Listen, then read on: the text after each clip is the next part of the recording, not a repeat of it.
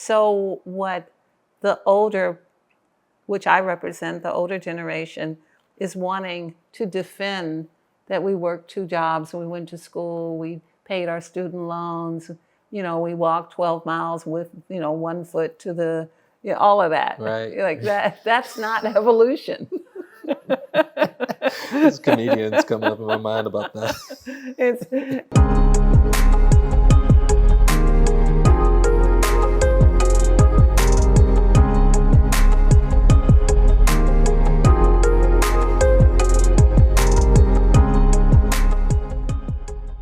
As Generation Z, young professionals, enter the workforce, they're likely going to bring very different perspectives. So the intention of their work may be the same, but their approach may be fundamentally different.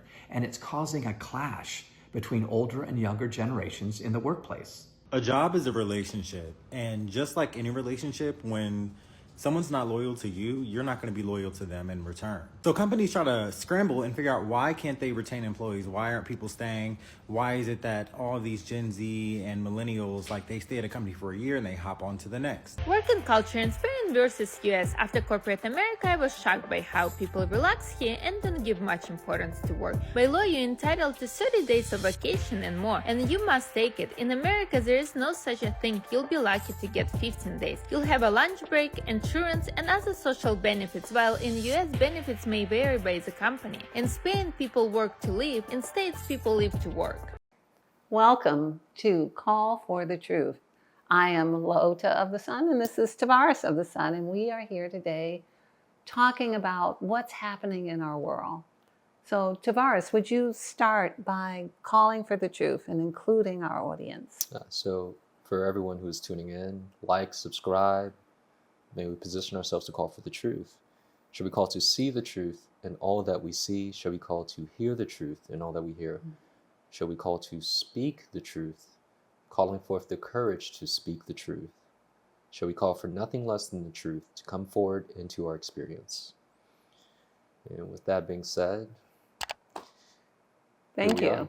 Yeah, you're welcome. You're welcome.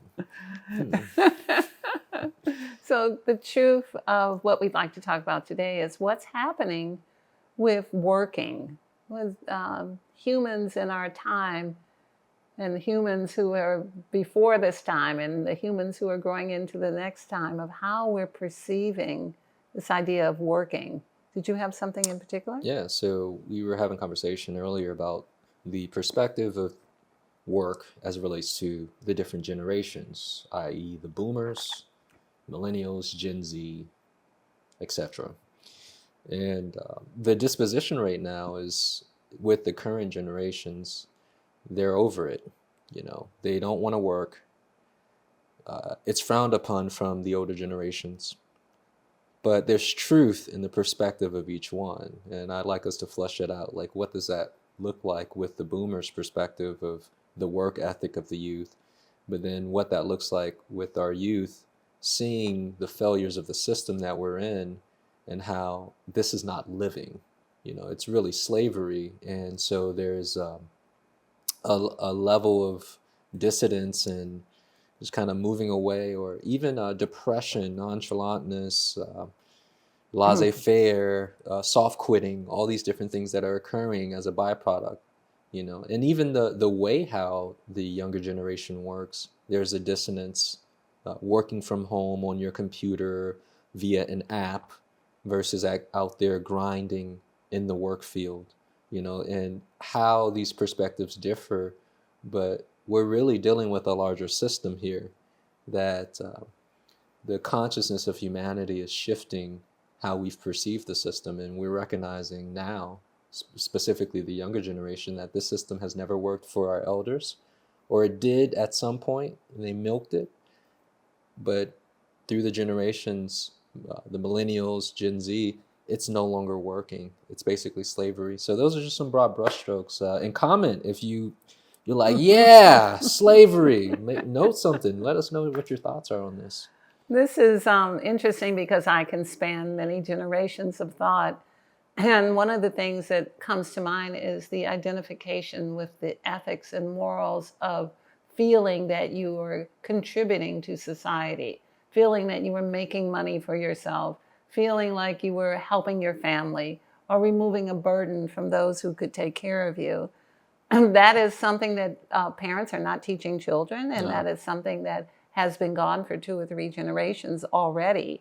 And this idea of feeling like most children feel like I want to leave, but most children in this day don't feel like they can figure out what to do to make leaving doable.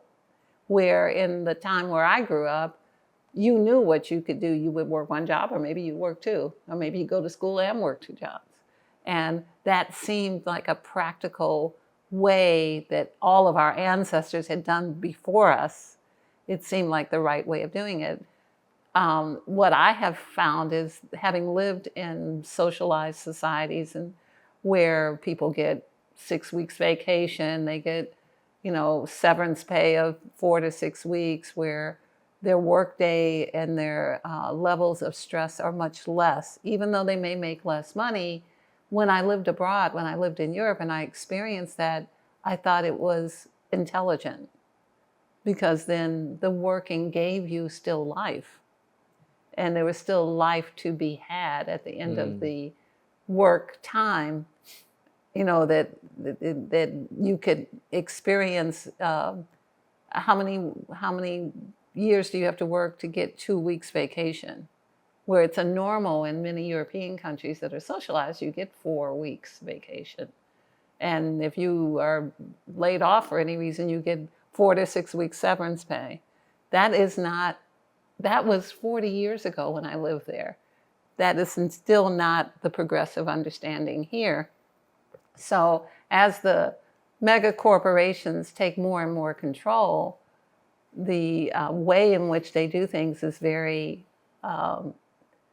anti-encouraging people to do more for more. So the story you shared with me about what happened in California, would you share about what happened with the fast food places in California? So in California, they raised the minimum wage to, I believe, $20, and this is for fast food workers. There's a whole conversation around the idea of fast food, but we won't go there. So what had happened was, the corporations said, all right, you're forcing us by law to raise the minimum wage. What we're going to do is we're going to fire some employees, and then we're also going to raise the amount of the items on the menu. So some things went up like $2 plus. So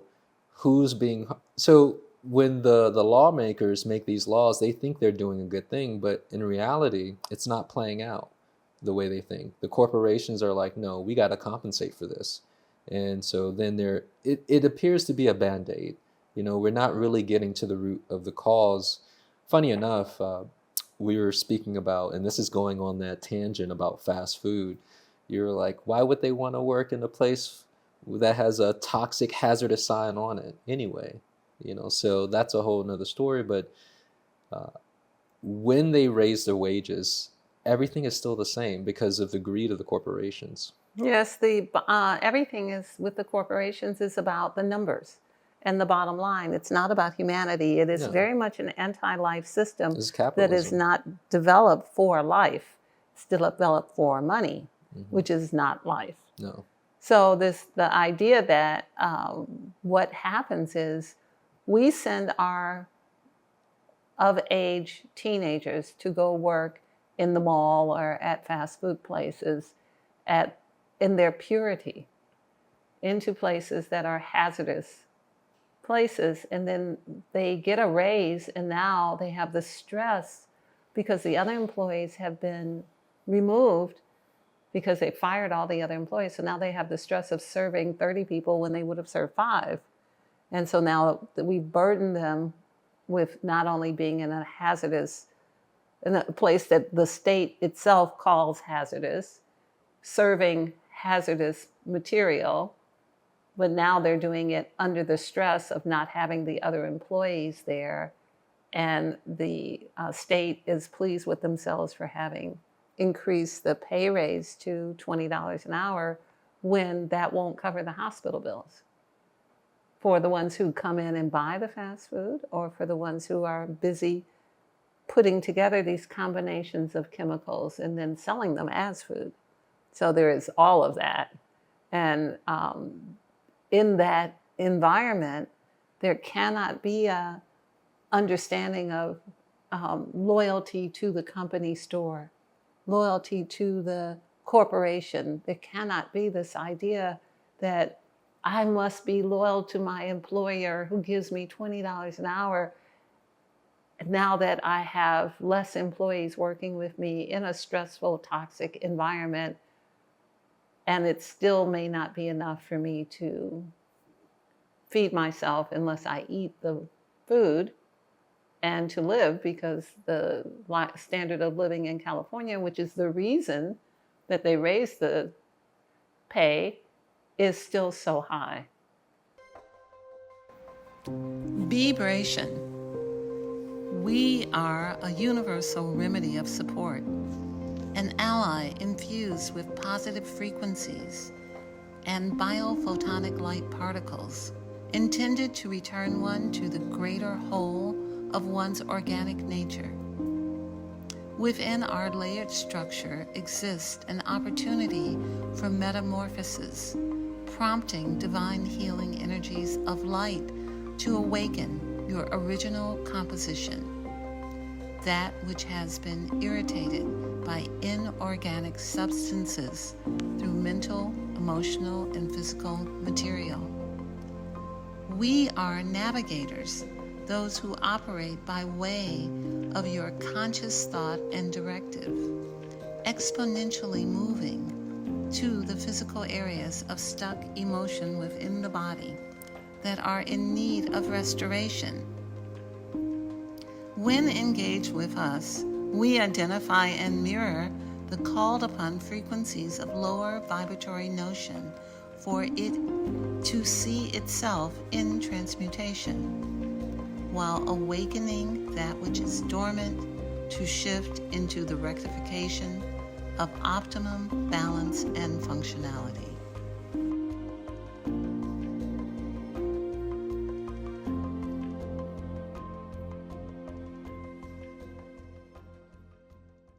So the legislation and the thoughts concerning this are quite shallow. Indeed. Very, Indeed. very shallow. And I can see this in many different iterations across that don't have anything to do with minimum wage. You also mentioned to me that seniors are being asked to work until 75, and the implications of that. Would you share? Yeah, so and that's another thing. And before I jump into that, as you were speaking about the corporations and the legislators, I was thinking of how, they're in cahoots. You have lobbyers who work with the government and the politicians. And one of the things that I saw when you were saying this is like, okay, we'll raise the price and then you all can do whatever you want on the back end, just to balance it out. You just got to save face, right? Like, look what we're doing for the public. That's what it feels like. Yes. Like, because they're intelligent enough to see how this will ripple through the community, but it's what are their true intentions, really? You know what I mean? I think pacify us. I think it's very clear, and for those who know and those who don't know and those who are being introduced to this idea, that the legislation and the politics is the high priest for the power, the moves of the power behind that. The anti-life that thinks it's all right to make these things possible and happen and continue to ignore what happens as a result is elevated through legislation, laws, politics, and the lawmakers. This is all, they are the high priest of the anti-life that do this. So it's all, not only does it work hand in hand, they work one for another. Yes. So the people in California are not, it would be hard to believe that they cannot see what we just said. That they can't see that their children are being exposed to hazardous materials for $20 an hour, which won't give them a standard of living. It doesn't really increase their standard of living, especially if the bottom line is that less employees work. And as less employees work, their stress levels go up. And now not only are they being poisoned, they're being stressed. So, and there are less of them. However, I think you're about to say, but they could work until they're 75. See, and that's the thing. No. They're looking to make or change the retirement to age 75. And most of the youth don't want to work already as it is, let alone work until you're 75. But LaOta was sharing something about how people are dying earlier. They're not living to 75. So if you think about the time frame of the opportunity to stop working a regular 9 to 5, where you have what, like 6, 7, 8 years left of living of life, so to say, you won't even meet that. So you'll essentially just be a worker that's just drained and drained of all your life force energy for this corporation for little to nothing to live. And this is what I see the youth seeing. I see them seeing, this can't be life. This can't be reality. Yes, and of course we do know that a lot of people are seeing it quite literally and wanting to opt out of life and commit suicide. Yeah. Mm-hmm. So if there were anything left in the pension funds, if Social Security were going to go on forever, which is highly unlikely, then it would, even at that, the statistics are changing quite rapidly since the early 2020s in terms of life expectancy. So in my own experience, my father lived to be 94. He retired at 55, and he was able to receive the benefit of having given over 20 years of his life to the job he had. But every month they would say, we didn't expect you to live so long. There may not be enough money. So every month he was getting a letter threatening him to be alive the next month. Like, don't be alive next month because we may not have your pension check. I couldn't stand him. But he was healthy, and so he lived a long time. That is the opposite of what's happening. It's like, work till you're 75. Don't do what you want to do. Don't spend your time. The decades that you give to the company, we just need more of those decades. So this reminds me of the World Economic Forum calling humans useless eaters. So the useless eaters need to be contributing by working until they're 75. But what does that mean? And what does that speak to of who we are? What kind of society are we that we don't want to take care of our elders or our children even? We let the children go and work in hazardous places, and then we tell the elderly to keep working until you're 75. And they don't say, keep working till you're 75, and we're going to up if you live beyond that, we're going to up your pension funds. This is interesting. I just heard some commentary on the idea of how humanity is no longer considering the children. That used to be the thing. The children are our future. I believe the children are the future. And now there's no talk of it. Right. Like, really no talk. It's as if humanity has given up. This is primarily in the States, the view of the US, and it might be similar in other countries. But, what I also see that has taken that place is AI. Everybody's fixed on artificial intelligence, the future of artificial intelligence, not the future of the children. So, again, back to what you're saying about what we're focused on, what's important to society, and how there needs to be some changes. And so I'm going to actually flip it though. I feel that what will be the new form of commerce would be community. What resources you have in terms of the people and your connections versus how many dollars or whatever the currency may be in the future. Like, what are your thoughts on that? Yeah, I think that we have tried big government, and we see where it took us.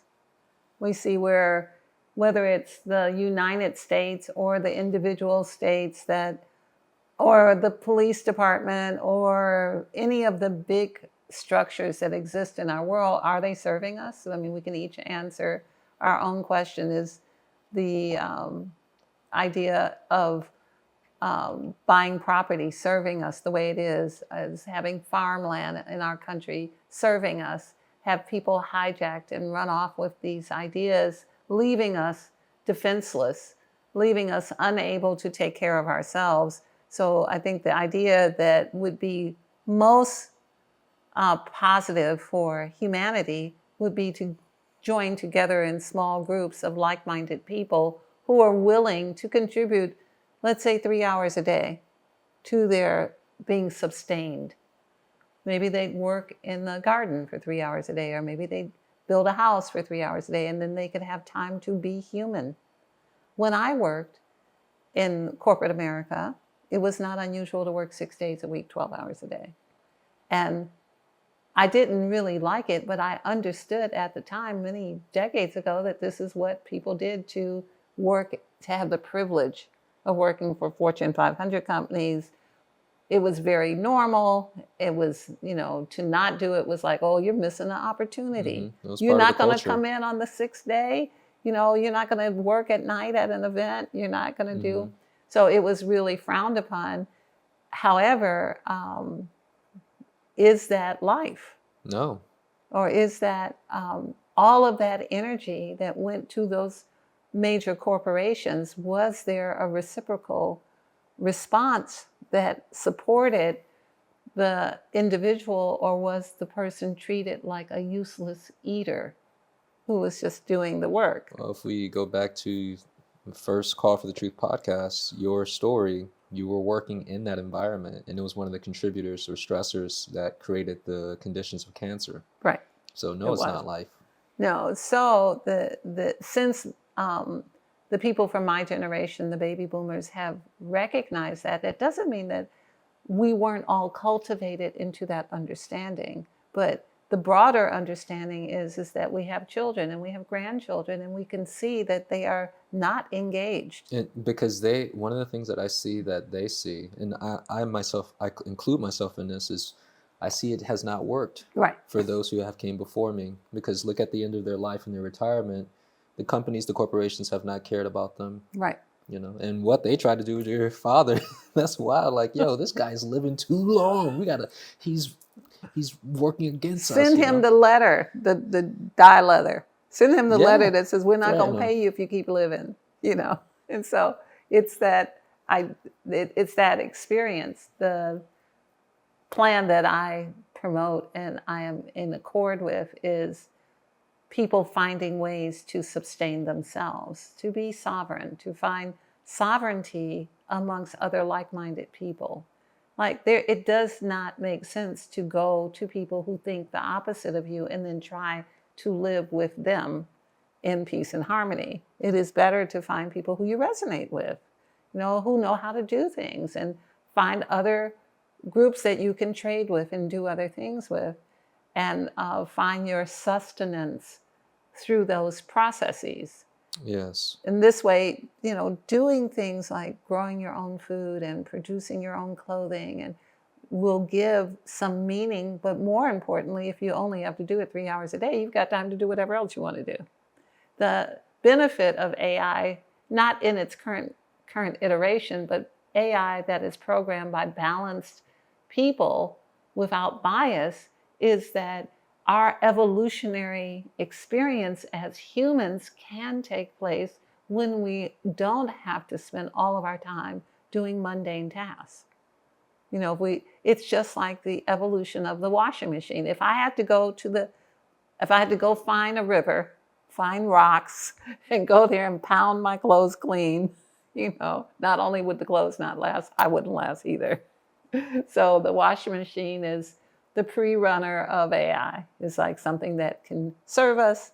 It can save time. It takes care of tasks that need to take place in physical reality, and we don't need to be threatened by it. However, AI has to be created by those with less bias.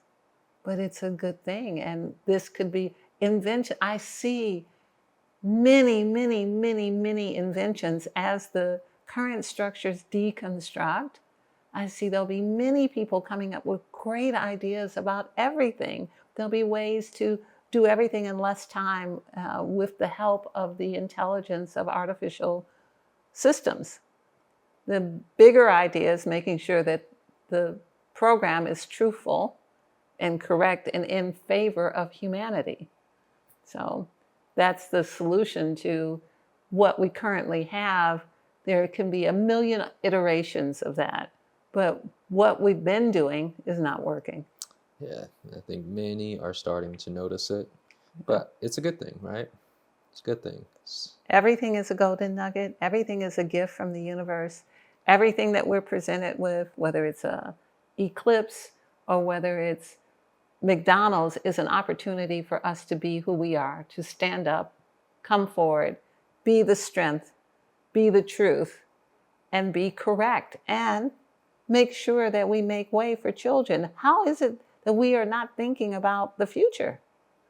How is it that we are living only in the moment and we don't care if we trash the planet or if we give people poison because we only care about how good it tastes right now? You know, so this is an opportunity. It's a golden nugget. What's happening to our world is an opportunity for all of us to birth a new world with a million different iterations of letting life come forward and be life. Do you have anything else on that? I could go on because that last statement you shared started taking my mind elsewhere, but part two, jump into the call for the truth. So these are the call for truth cards, and I encourage you to shuffle them, think of your question, and then pull the card for truth for today's podcast. Oh, your question. So wanted to see the truth as it relates to our topic specifically. And the theme is illumination. When you start defending a particular aspect of yourself that needs to be transmuted, that defense will stop you from your evolution. Merely trying to justify yourself is a problematic pattern. This made me think about the workforce and the way the previous generation considered how work has to be. You know, letting go of the old way, recognizing that it's no longer serving us. Let's change that pattern, you know, for all of humanity, not just this generation, but for everyone who's participating in this socially. So defending it is problematic. And this is wonderful. Evolution. This card is really wonderful on our topic, and it's in purple as well. But this is so what the older, which I represent, the older generation, is wanting to defend, that we worked 2 jobs, we went to school, we paid our student loans, you know, we walked 12 miles with, you know, 1 foot to the, you know, all of that. Right. Like that's not evolution. There's comedians coming up in my mind about that. That's not, that is what was, it is not what must be, yeah, or what should be in the future. And we should not hold that up as a banner of ethics. Like, let us not waste time and waste our lives doing mundane tasks. Let us find the thing we love and do the thing we need to do. Do what we need to do, and then do the thing we love to do, so that we can be proud of ourselves. We can be in integrity. We can be in correct expression with Mother Nature, which is also working all the time. So we thank you. We give you in Lakesh and Veritas, which is oneness and truth. And we hope to see you soon. Thank you with honor, respect, and gratitude.